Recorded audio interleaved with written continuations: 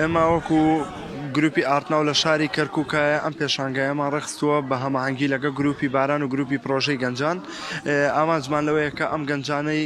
هەند بتوانن بەهرەکانی خۆیان نیشانی خەڵک بدەن و دوم ئامانجمانی شەیە کە پامێک بگەێنین بە حکوومەت کە ئەم شوێنە بەڕاستی ئەم شوێنەمان هەیە نۆژان نەکراوەتەوە هیواداری نۆژان کرێتەوە.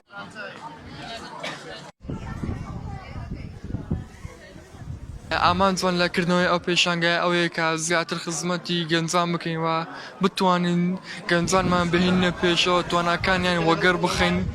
زیاتر گرنگییان پێ بدەین لە بواری هونەری و کۆمەڵێک بواری تر.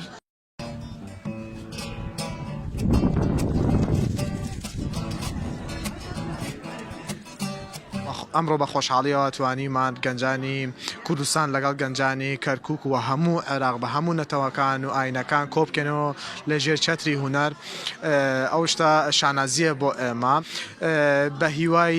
کاری جوانتر و بەرداوامبوونی کارە هونەرەکان بۆ گەنجەکان ببێتە مای داهێنان و فکرەکانی جوانتر و گەورەتر و گەیاندنی ئەو هەستانە بۆ کۆمەڵگا و بۆ لایەنە پەیوەندیدارەکان.